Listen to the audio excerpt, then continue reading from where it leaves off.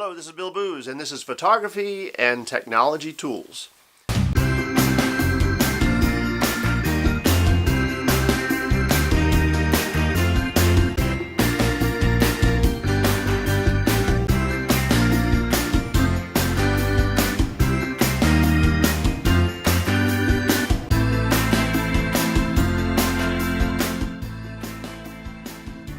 In this episode, I want to talk about Lightroom Mobile and how I use it. This is not a review. There are plenty of sites on the internet that will give you reviews of this app, and there are plenty of sites, both Adobe sites and YouTube videos, will give you plenty of resources for learning how to use the app to its fullest.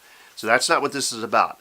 I'm here today really to share with you how I use it, kind of a use case, and that's what the purpose of this particular episode is. The way I practice my photography is I have three cameras. I have an OMD EM1, an OMD EM5 II, and a Panasonic GM5. They're all micro four thirds cameras. They're all kind of lightweight and they're relatively small compared to normal DSLRs. And normally I have them set to shoot RAW plus JPEG.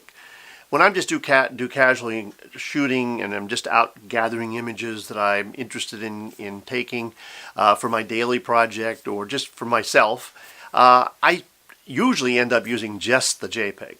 So my normal workflow would be to take a bunch of images, come home, connect the camera to my iPad, offload the images that I want. I don't always offload all of them, and so they stay in the card, and I have them on my iPad. And then I'll work on them, perhaps in Photos, because the Photo app has gotten very good on in the newer versions of iOS, or I'll bring them into Snapseed and edit them in Snapseed. And I really like that program. So that is my normal workflow.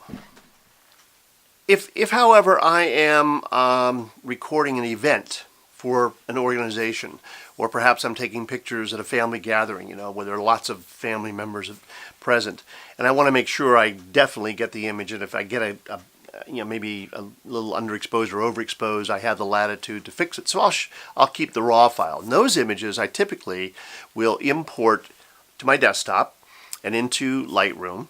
I keep the images on an external drive, the actual master images. But as the images are coming in, they typically, I have it set so that it will create smart previews, which are just large JPEGs, with good resolution. And then let's say I've just shot an event. I've got maybe 150, 200, maybe even more images.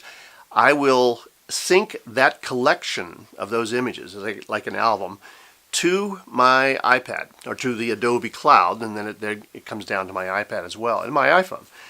And then I'll sit in the sofa and go through the images, and the ones that are obviously out of focus or just aren't usable because eyes are closed or people are not looking or whatever the case may be, I'll reject it. So when I go back to my desktop, I can just delete those from the hard drive altogether because they're not usable. And I also will go through and usually star rate them. So I'll give a 1 star for those ones that I feel have possibilities, and I don't get rid of the other ones. I just do the 1 stars, and then I'll have Adobe Lightroom show me only the 1 stars. Then I'll work on those. Even on the iPad, I will edit. I often will do that. And so once I have gone through that and even edited or cropped, what happens is I'm applying those edits to this smart preview on my iPad. But those edit changes are synchronized with the desktop version of Lightroom, and as a result, they are applied to the RAW file, which I imported when I offloaded the card. And so therefore, even though I'm working on a JPEG, it's being applied to the RAW file, and I still have all that latitude in the RAW file for being able to create a really good JPEG from Lightroom on the desktop.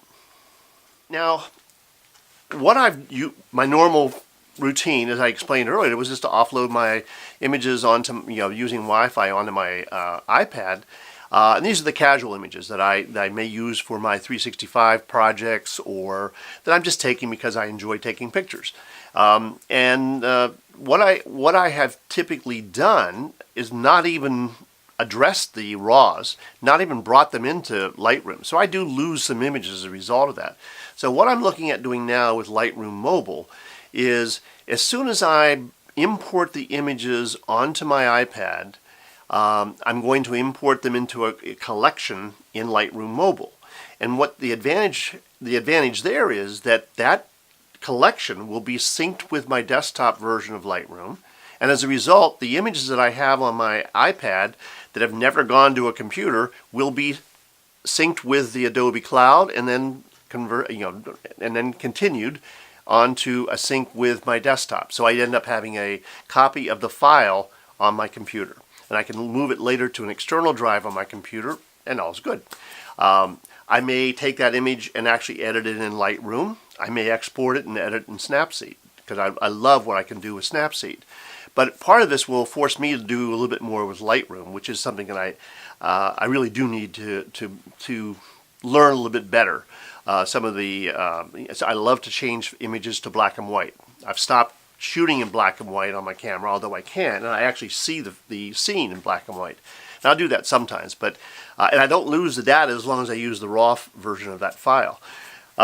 So what I'm planning to do then is change my workflow so that I'm using Lightroom Mobile as a collection point for those images that I only send to my iPad via Wi-Fi and don't ever really offload onto my desktop.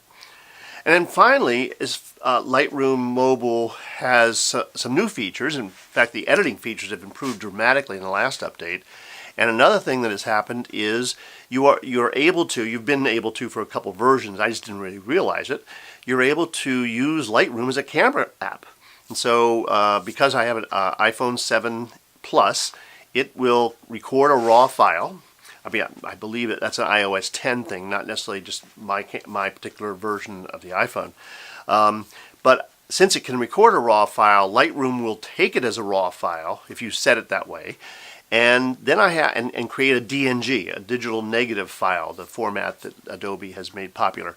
And then I have actually on my iPhone in Lightroom Mobile a raw version of the image I've just taken a picture of. That's something I really just experimented with. I haven't really done much with, but it's something I really plan to explore. So I hope that my talking to you about how I'm using Lightroom Mobile inspires you to use it if you haven't and have it, or perhaps inspires you to go ahead and get it. Okay, that'll do it for this episode, and I appreciate very much your dropping by. If you find this information useful, I hope you'll give me a like, and do subscribe to the channel. I'm going to be producing more episodes of photography and technology tools and rolling them out over the next several weeks and months. So please check it again, and I wish you a good day. And thanks very much for coming by. Goodbye.